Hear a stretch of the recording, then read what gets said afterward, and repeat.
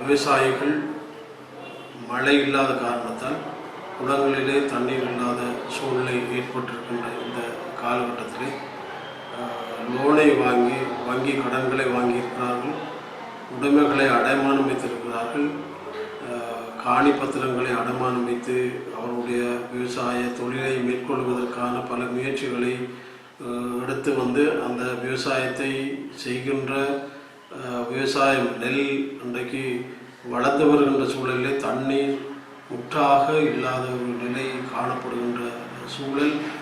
அந்த வகையிலே மிகவும் சொல்லனா துன்பத்தை எங்களுடைய விவசாயிகள் சந்தித்து கொண்டிருக்கிறார்கள் என்பதை இங்கு நான் குறிப்பிட வேண்டும்.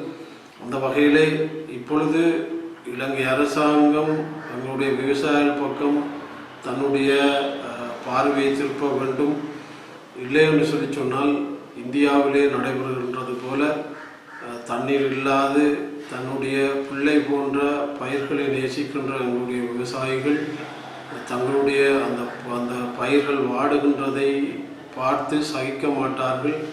ஆகவே இந்த பட்டினி சாவு, வங்கி கடன்கள் திருப்பி கொடுக்கின்ற சூழல், இன்னும் உடைமைகள் நகைகள் அடைமானம் இவைகளை மீட்டெடுக்க முடியாத அந்த இக்கட்டான நிலைக்கு எங்களுடைய விவசாயிகள் தள்ளப்பட்டிருக்கின்ற சூழலிலே உடனடியாக போர்க்கால அடிப்படையிலே இந்த நிவாரணங்களை வழங்கி அவர்களுக்கு நஷ்டஈடு வழங்குகின்ற ஒரு செயல்பாட்டை இலங்கை அரசாங்கம் உடனடியாக செய்ய வேண்டும் என்று நாங்கள் பிரதமரை கேட்டிருக்கின்றோம்.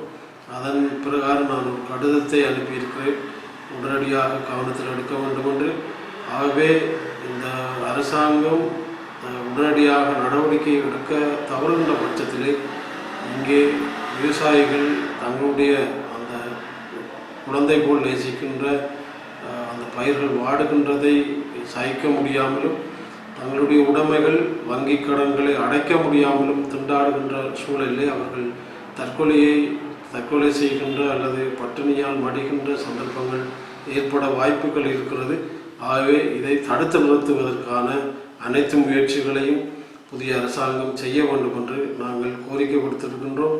அந்த வகையிலே உடனடியாக செய்ய வேண்டும் என்பதுதான் எங்களுடைய நோக்கமாக இருக்கிறது. இதை தவறுகின்ற பட்சத்திலே இந்த அரசாங்கம் பொறுப்பெடுக்க வேண்டும். எங்களுடைய விவசாயிகளின் இந்த பட்டினி சாவையும் தற்கொலைகளையும் இந்த அரசாங்கம் பொறுப்பெடுக்கின்ற நிலை ஏற்படும். ஆகவே அந்த விடயத்திலே உடனடியாக கவனம் எடுத்து அவர்களுக்கு நஷ்டஈடுகளை வழங்குவதற்கு முயற்சி செய்ய வேண்டும் என்று நான் பிரதமர் அவர்களை நான் கேட்டிருக்கின்றேன். அந்த வகையிலே கடிதம் ஒன்றை அனுப்பியிருக்கின்றேன். இது நடைமுறைப்படுத்தப்பட வேண்டும் என்பது என்னுடைய கோரிக்கையாக இருக்கிறது.